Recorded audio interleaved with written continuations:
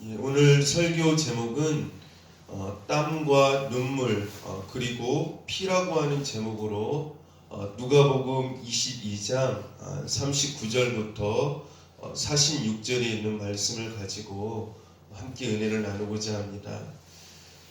우리가 신앙생활을 하면서 하나님의 사랑과 은혜를 깊이 깨닫게 되면 헌신의 삶으로 변화되어지게 됩니다. 그러면 헌신의 삶이란 무엇일까요? 헌신이라고 하는 것을 여러 가지로 설명할 수가 있겠지만 성경은 헌신의 삶이 무엇인가를 구체적으로 말씀해 주고 있습니다. 구약에서 헌신의 삶이 무엇인가를 잘 표현해 주고 있는 부분이 있습니다. 그것은 구약 레위기에서 하나님께서 제사 드리는 방법을 통하여 헌신의 삶이 무엇인가를 구체적으로 알려주고 있는 것입니다. 이스라엘 백성들이 하나님께 제사를 드릴 때에 흠없는 짐승을 번제물로 잡아 드리게 되는데 그 짐승의 가죽을 벗기고 피를 다 빼낼 뿐만 아니라 몸을 부위별로 각을 뜨고 또한 내장도 풀을 살라 여호와의 단에 온전히 드렸던 것입니다. 다시 말씀드리면 짐승은 자기의 생명과 몸, 내장 모든 것을 불에 사르기까지 여호와의 하나님의 단 앞에 드렸던 것입니다. 즉 헌신이라고 하는 것은 이 번제물의 짐승과 같이 나의 모든 것을 아낌없이 다 드리는 삶이다라고 말씀드릴 수가 있습니다. 이것이 성경에서 말씀하는 온전한 헌신의 모델이라고 할 수 있습니다. 그래서 어떤 성도는 하나님 앞에 이렇게 기도하였다라고 합니다. 하나님, 내 몸이 주 앞에서 녹슬어서 없어지는 것이 아니라 닳아서 없어지기를 원합니다 라고 기도하였다고 합니다. 그러나 무엇보다도 가장 최고의 헌신의 모델은 예수님이라고 말씀드릴 수 있습니다. 예수님의 이 땅에서의 3년 동안의 삶은 온전히 하나님 앞에 드린 헌신의 삶이었고 십자가에서는 땀과 눈물, 피로 자기의 자신을 온전히 드린 헌신 중에 헌신의 삶이었다라고 말씀드릴 수 있습니다.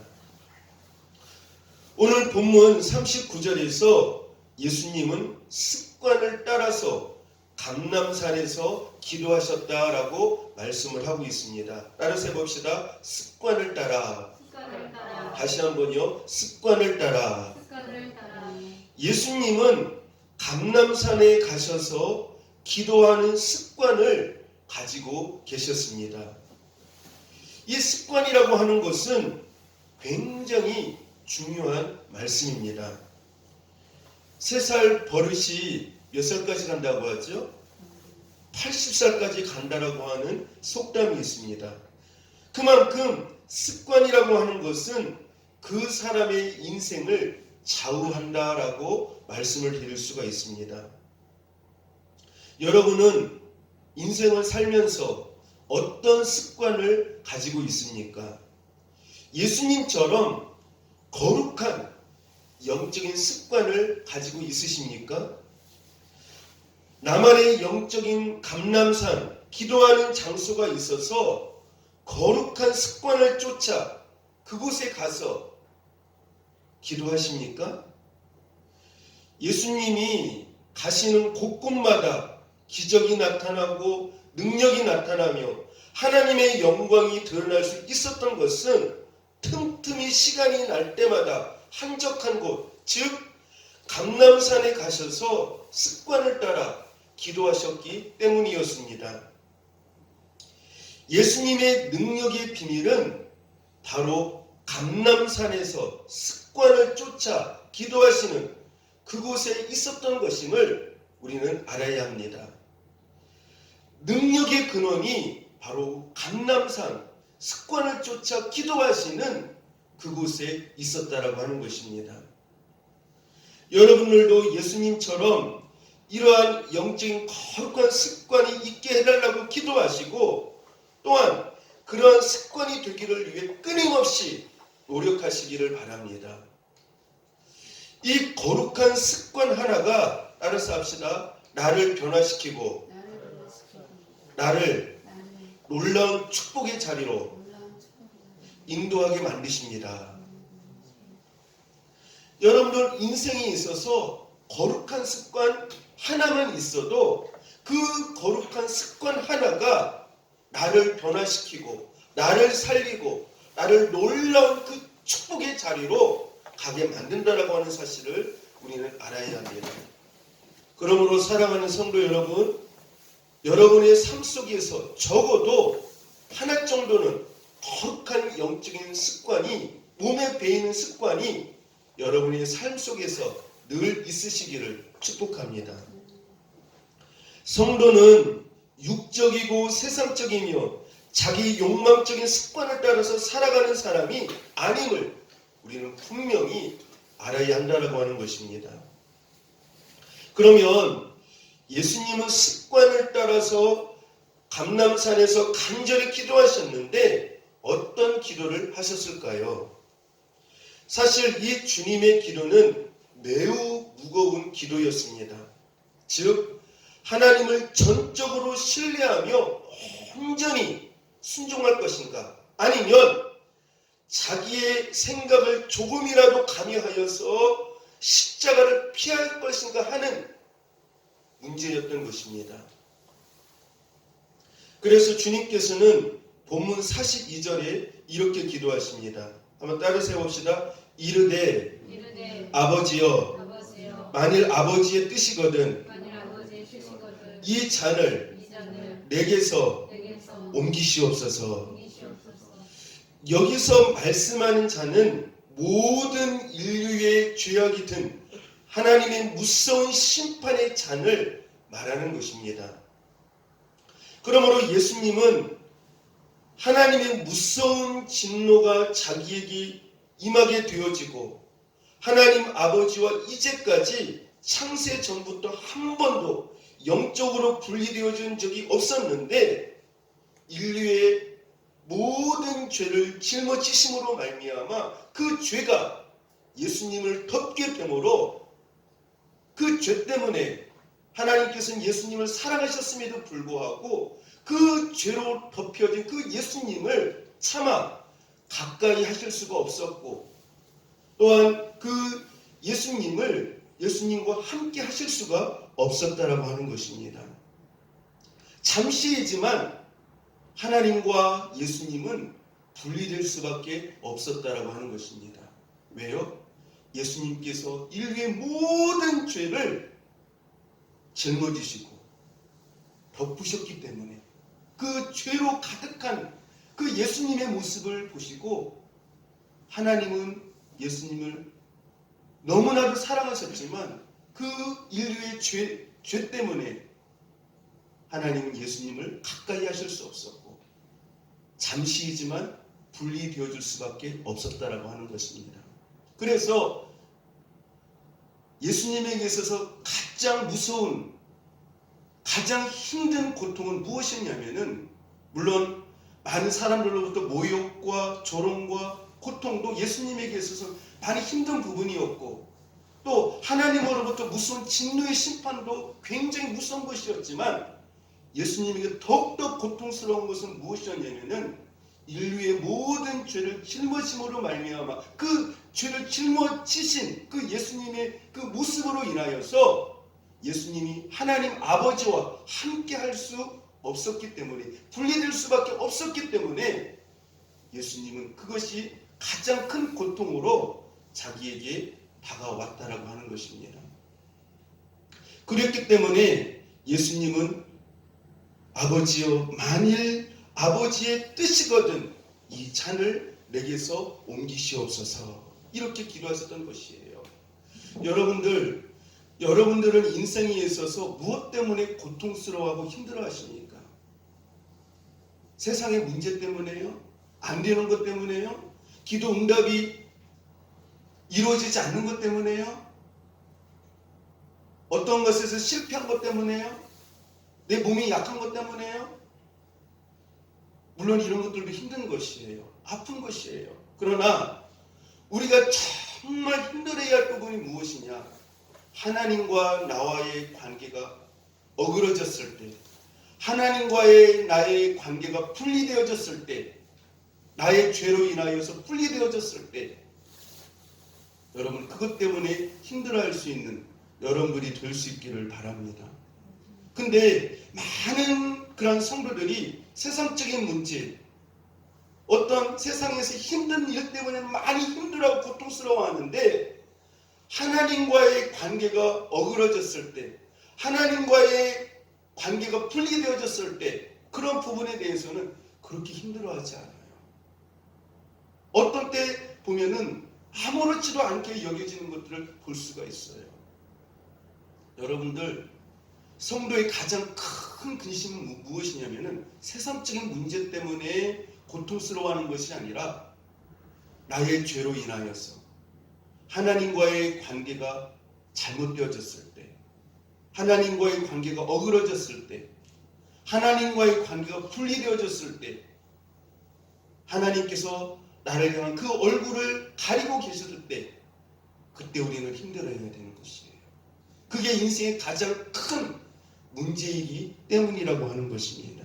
그래서 예수님은 죄가 없으셨지만, 흠이 없으셨지만, 모든 인류의 죄를 대신 짊어지시고 그 죄를 뒤집어 쓰셨기 때문에, 그 죄를 뒤집어 쓰신, 죄로 얼룩진 그 예수님의 모습을 하나님께서는 보시고 예수님을 많이 사랑하셨지만 그 죄 때문에 예수님을 가까이 하지 못하시고 잠시이지만 분리될 수밖에 없었다라고 하는 것이죠. 잠시의 분리이지만 예수님에게 있어서 그것이 너무나 큰 고통이었다라고 하는 것이죠.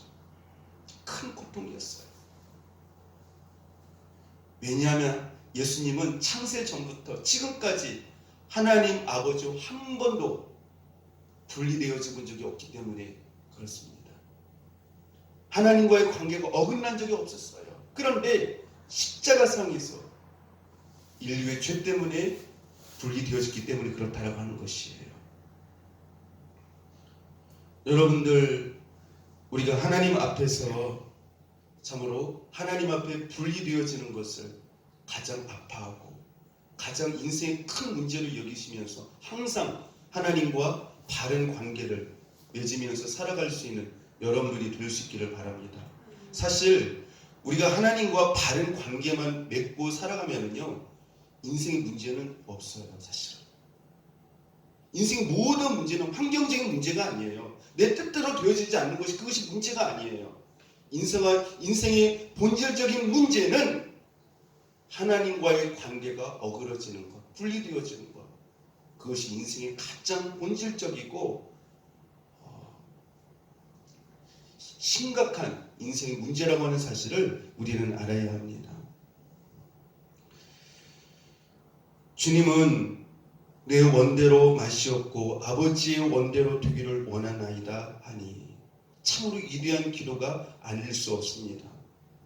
아버지의 뜻과 절대적인 순종을 하기 위해서 기도를 통하여 자기 자신을 온전히 비우시는 주님의 모습을 볼 수 있습니다.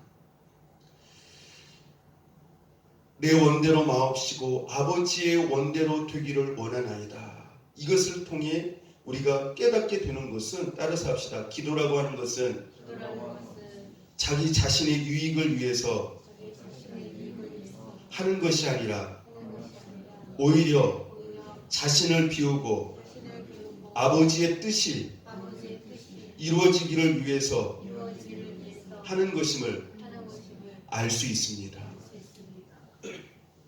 내 원대로 마옵시고 아버지의 원대로 되기를 원하나이다. 기도라고 하는 것은 나의 유익을 위하여서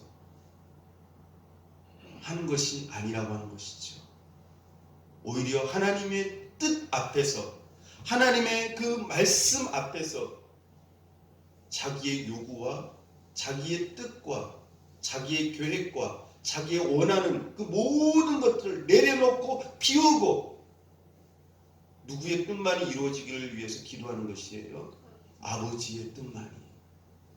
그게 기도가 본래 의미하는 것이라고 하는 것입니다. 여러분 이 자리까지 나갈 수 있기를 바라요. 근데 많은 성도들은요, 하나님 왜 내 기도가 응답 안 되어지는 것이에요? 왜요? 무엇 때문에요? 하나님 제 기도 듣고 계시는 거예요? 나 여기서 더 이상 기도하지 못하겠어요. 하나님 왜 응답 안 해주시는 것이에요? 여러분 그것을 살피기 전에 그 내 뜻이, 내 계획이 하나님의 뜻에 비추어 봤을 때 하나님의 뜻에 맞는 기도인지를 먼저 살펴보시기를 바랍니다. 기도는 하나님의 뜻 앞에서 자기의 기도 제목을 비우는 것이에요. 내려놓는 것이에요. 나의 원대로 마옵시고 아버지의 원대로 되기를 원하나이다. 하나님 아버지의 뜻과 절대적인 순종을 하기 위하여서 기도하시는 모습을 볼 수가 있습니다. 이러한 기도를 하였을 때에 어떠한 역사가 나타났습니까? 43절 같이 한번 읽어봅시다. 자, 시작. 천사가 하늘로부터 예수께 나타나 힘을 더하더라. 예수님께서 하나님 앞에 간절히 기도하였을 때에 천사가 어떻게 해요? 하늘로부터 나타나 예수께 나타나 어떻게 했다고요? 힘을 더하더라. 하나님의 뜻에 자기를 온전히 비워 땀방울이 핏방울이 되듯이 간절히 기도하심으로 순종하기를 원하는 주님의 기도는 천사가 하늘로부터 돕는 역사가 나타났다라고 하는 것입니다. 여러분들 우리가 하나님의 뜻을 위하여서 기도할 때, 간절히 기도할 때 하늘로부터 천사가 나타나는 역사가 있게 될 줄로 믿습니다. 그리고 그 천사가 우리를 돕는 그런 역사가 있게 되어지는 것입니다. 본문 44절 읽어봅시다. 예수님께서 어떻게 기도하시는지 구체적으로 말씀을 하고 있어요. 같이 한번 읽어봅시다. 시작. 예수께서 힘쓰고 애써 더욱 간절히 기도하시니 땅에 떨어지는 핏방울같이 되더라 라고 말씀을 하고 있습니다. 이 예수님의 기도의 모습, 기도의 자세는 우리가 기도할 때에 어떻게 기도해야 할 것인가, 그 자세를, 그 모습을 우리에게 구체적으로 보여주고 있다라고 하는 것입니다. 다시 한번 따라서 해봅시다. 예수께서 힘쓰고 애써 더욱 간절히 기도하시니, 예수께서 힘쓰고 애써 더욱 간절히 기도하시니, 우리는 기도할 때에 이러한 주님의 모습과 자세, 간절함을 가지고 기도해야 할 것입니다. 나는 어떻게 기도하나? 여러분의 기도의 자세를 한번 깊이 살펴보시기를 바랍니다. 그런데 이렇게 주님이 힘쓰고 애써 더욱 간절히 기도하실 때에 세 가지의 액체가 흐르고 있었습니다. 즉, 따라서 해봅시다. 눈물의 호소, 땀의 호소, 피의 위대한 결단의 호소. 이 세 가지의 간절한 그 액체를 흘리시면서 기도하셨음을 우리는 알 수가 있습니다. 자, 그러면 주님이 흘리셨던 이 세 가지 액체를 하나하나 알아보도록 하겠습니다. 첫 번째, 땀입니다. 본문 40절에 예수께서 힘쓰고 애써 더욱 간절히 기도하시니, 따라서 해봅시다. 땀이 땅에 떨어지는 핏방울같이 되더라. 예수님께서 애쓰고 힘쓰고 더욱 간절히 기도하시는데 무엇이요? 땀이 땅에 떨어지는 핏방울같이 되더라. 우리도 주님처럼 기도에 땀을 흘려야 합니다. 오늘날은 편리함을 부추깁니다. 좀 더 어렵고 힘든 것은 귀찮게 여깁니다. 그런데 문제는 우리의 기도조차도 그렇게 하고자 한다라고 하는 것입니다. 좀 더 편하게, 좀 더 짧게 하려고 합니다. 산업 현장에서의 땀을 흘리며 일하는 냄새와 모습은 여자의 향수보다 가치가 있고 아름답다라고 하는 말이 있습니다. 우리는 얼마나 기도의 땀을 흘리고 있습니까? 기도의 땀의 가치가 얼마나 새롭고 아름답고 고귀한 가치를 가진 중요한 것이라고 하는 것을 성경은 우리에게 말씀해 주고 있습니다.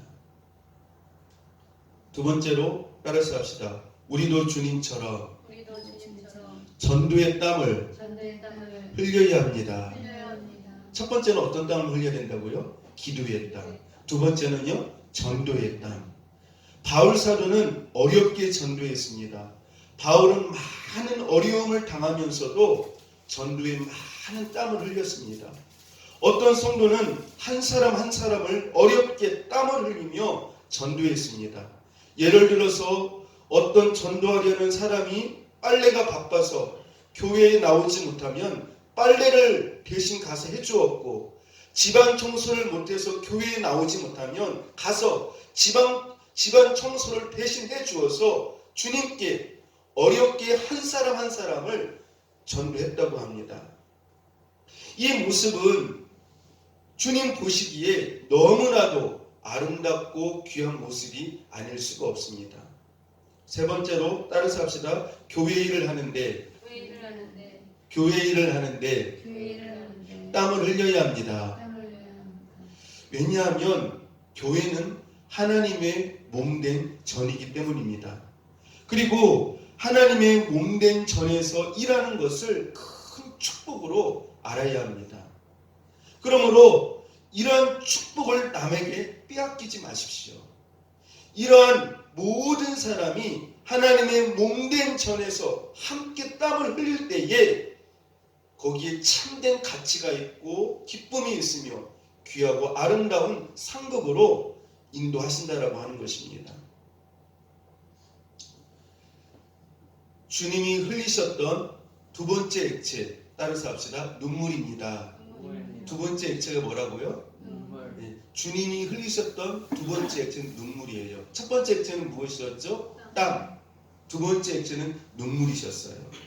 히브리서 5장 7절 말씀에 보니까요, 이렇게 말씀을 합니다.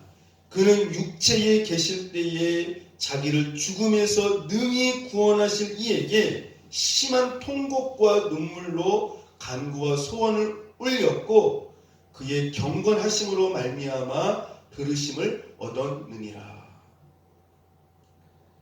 주님께서도 심한 통곡과 눈물로 간구와 소원을 올렸다라고 말씀을 하고 있습니다. 그러므로 말미암아 그의 경건하심으로 말미암아 들으심을, 응답하심을 받았다라고 말씀을 하고 있습니다. 여러분들, 예수님이 눈물을 흘리실 때가 성경에 보면 세 번 기록되어 있습니다. 첫 번째는요, 따라서 합시다. 예루살렘을 보시고 우셨습니다. 왜 예루살렘을 보시고 우셨을까요? 이스라엘 백성들이 하나님의 말씀에 계속해서 불순종하고 깨닫지 못함을 보고 장차 하나님 앞에 받을 무서운 심판과 진노를 바라보시면서 예수님께서는 우셨습니다. 여러분, 이러한 눈물이 우리 성도님들에게도 있기를 바랍니다. 예수님과 같은 이런 눈물이 있어야 돼요. 두 번째, 예수님이 언제 우셨느냐? 따라서 해봅시다. 죽은 나사로를 보시고 우셨습니다. 죽은 나사로를 보고 우셨어요. 왜 우셨느냐? 인간적인 정 때문에 우신 것이 아니라 죄로 인하여서 죽음 앞에 무기력한 인간을 보시고 우신 것입니다. 세 번째로 따라서 합시다. 겟세마네 동산에서 예수님은 우셨습니다. 겟세마네 동산에서 우셨어요. 하나님의 뜻인 십자가의 무거운 몽에를 온전히 지고 또한 모든 인류를 위한 간절한 기도를 하시면서 예수님은 우셨다라고 하는 것입니다. 여러분, 우리가 신앙생활을 하면서 예수님처럼 많이 울어야 돼요. 눈물이 많아야 됩니다. 이러한 주님과 같은 영적인 거룩한 눈물이 우리에게 늘 있어야 된다라고 하는 것입니다. 그러면 구체적으로 성도인 우리에게는 어떤 눈물이 있어야 될까요? 첫째로 따라서 봅시다. 기도의 눈물이 있어야 합니다. 기도의 눈물이 있어야 돼요. 하나님 앞에 통회하며 온전히 헌신하지 못하고 순종하지 못함을 보고 내가 어떻게 하오리까라고 하면서 가슴을 치면서 애통해하는 눈물의 기도가 있어야 한다라고 하는 것입니다. 눈물의 기도는 따라서 합시다. 나의 삶을 새롭게 하고 하나님의 뜻을 아름답게 이루어갑니다. 두 번째로 따라서 합시다. 형제를 위한 눈물이 있어야 합니다. 자신을 놓고 기도로 눈물을 흘리기는 쉬워요. 자신의 어떤 죄성을 놓고 자신이 하나님 앞에 말씀에 불순종 헌신하지 못하는 것들을 놓고 눈물을 흘리기는 쉬워요. 그러나 형제를 놓고 자매를 놓고 눈물로 기도해 보았습니까? 이것이 바로 그리스도의 마음입니다. 세 번째로 따라서 봅시다. 영혼을 사랑하는 눈물이 있어야 합니다. 영혼을 사랑하는 눈물이 있어야 돼요. 영혼의 사랑을 통한 눈물을 통해서 열매를 거둘 수 있습니다. 주일날에 나오지 못한 성도가 있다면 왜 나오지 못했을까? 그 영혼을 사랑하는 마음을 가지고 기도하며 관심을 가져주는 것, 또 그 영혼을 위해 눈물로 기도해 준다는 것, 너무나도 아름다운 모습이 아니겠습니까? 새신자가 교회에 오면 사랑으로 맞아주고 그 영혼을 위해 눈물로 기도해 주는 것, 너무나도 아름다운 모습입니다. 이러한 눈물은 하나님의 놀라운 축복이 약속되어 있다라고 하는 것을 우리는 알아야 합니다. 요한계시록 7장 17절에 보면은요, 이런 말씀이 있습니다.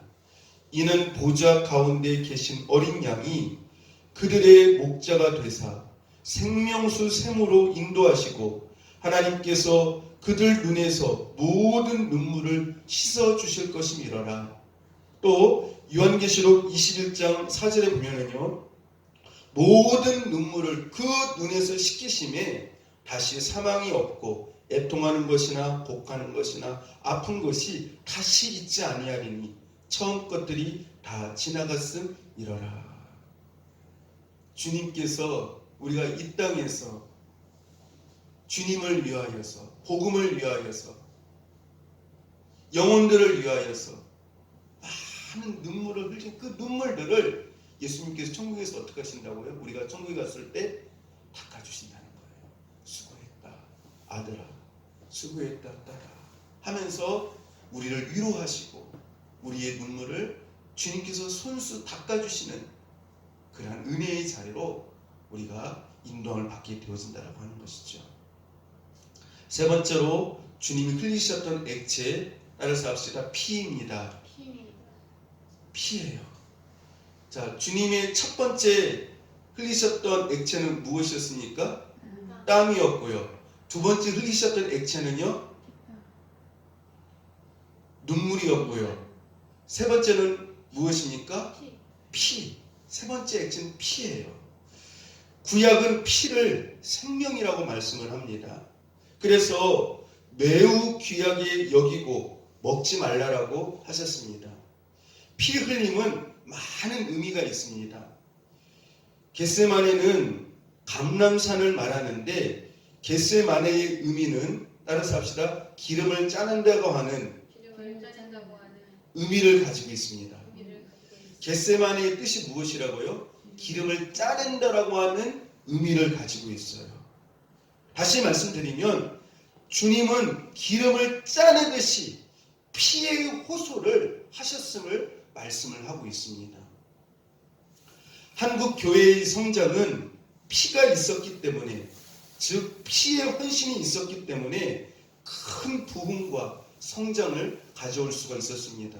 다시 말씀드리면 우리나라의 성경책을 전해주고 복음을 전하다가 순교한 많은 선교사들이 있었기 때문이었습니다. 따라서 합시다. 피의 헌신은 거룩한 희생이요 가치 있는 삶입니다. 피의 헌신은 거룩한 희생이요 가치 있는 삶입니다. 주님은 한 알의 밀알이 썩어져 많은 열매를 맺는다라고 하셨습니다. 한 알의 밀알이 썩어 많은 열매를 맺는다라고 하는 의미는 철저한 자기 포기와 희생을 의미하는 것입니다. 이것이 바로 피의 헌신입니다. 이렇게 할 때에 하나님의 새로운 역사가 일어나게 되어지는 것입니다. 주님은 과부의 두렵던 헌금에 관해서 말씀하셨습니다. 이것은 단순한 헌금의 많고 적음의 이야기가 아닙니다. 마음과 자세를 말합니다. 과부는 비록 두렵돈이지만 자기 생활비 전체를 예수님께 드렸다라고 하시면서 예수님께서 칭찬하셨습니다. 즉 과부의 생활비 전체는 희생적 섬김, 고귀한 중요한 피의 헌신을 말씀해 주고 있습니다. 자기의 마지막 고귀한 것을 드린 것입니다. 피는 온전한 헌신의 표본이요. 온전한 헌신은 따라서 합시다. 우리의 땀과 눈물과 피가 있어야만 합니다. 온전한 헌신은 이 세 가지 액체가 있어야 돼요. 예수님처럼 땀과 눈물과 피가 있어야만 그것이 무엇이라고요? 하나님 앞에 온전한 헌신이 되어줄 수가 있다라고 하는 것입니다. 이제 결론을 내리고자 합니다. 우리는 편안함과 안일함에 나 자신을 맡길 때가 있습니다. 우리는 이 자리에서 일어나서 주님이 감람산에서 흘리셨던 그 세 가지의 액체를 흘리며 기도하시고 헌신하셨던 그 모습이 우리에게 있어야 합니다. 그러므로 우리도 주님과 같이 거룩한 영적인 땀과 눈물, 피에 이 세 가지의 액체를 흘리면서 하나님께 온전한 헌신의 사람들로 서야 할 것이며, 그래야만 하나님 앞에 영광을 돌리게 되어지고, 그렇게 되어짐으로 인해서 하나님 앞에 인정과 칭찬과 연료관을 받는 우리 성도님들이 될 수 있기를 축복합니다. 특별히 이 코로나 때에 하나님께 대한 그 헌신이 더 적극적으로 필요한 때예요. 그렇지 않습니까? 하나님의 재단들이 무너져가고 있는 이 시대예요. 믿음이 무너져가고 있는 이 시대예요. 많은 사람들의 신앙이 주저앉고 있는 이 시대예요. 이 시대에 하나님께서 어떤 헌신을 원하시는지, 이 시대에 하나님께서는 오히려 더 우리가 안일하게 편하게 그냥 예배 드리는 것으로 끝나는 것이 아니라 땀과 눈물과 피, 그 세 가지의 액체를 우리에게 원하시고 계시다라고 하는 것입니다. 여러분들 이 시대에 참으로 더욱더 섬김의 자리로 가시고 더욱더 하나님 앞에 헌신의 자리로 가셔서 이 희생적인 이 세 가지의 액체에 하나님 앞에 헌신을 통하여서 여러분 하나님 나라가 더욱더 이 코로나임에도 불구하고 하나님 나라가 더욱더 넓게 확장되어져 가고 오히려 더 하나님의 영광이 여러분들을 통하여서 더 높이 드러나는, 더 풍성하게 드러나는 그런 은혜의 역사가 있기를 바랍니다. 여러분들 진짜 신앙은 정말 힘들 때, 어려울 때 나의 진짜의 모습이 나타나는 것이에요. 진짜 모습이 나타나는 것이에요. 지금 환경적으로 얼마나 많이 힘들고 어려운 시대입니까? 이 세상의 흐름에 따라가지 마시고 안주하지 마시고 하나님 앞에 나의 신앙이 어디부터 놓쳤는지 그것을 살펴보시고 주님께 향한 그 처음 사랑을 회복하심으로 말미암아 여러분께 향한 하나님의 은혜와 사랑을 잊지 마시고 하나님의 제단이 무너지지 않도록 여러분 땀과 눈물로 피로 여러분들 헌신의 자리를 끝까지 지킬 수 있는 저와 여러분이 될 수 있기를 주님의 이름으로 축복합니다. 기도하겠습니다. 하나님 아버지 감사합니다. 주님께서 이 땅을 사시면서 땀과 눈물, 피, 온 몸으로 하나님의 뜻을 이루시면서 헌신하셨던 그 아름다운 모습을 본받아 저희도 이러한 삶으로 주님께 큰 영광을 돌리는 삶이 되게 하여 주시옵소서. 예수님 이름으로 기도합니다. 아멘.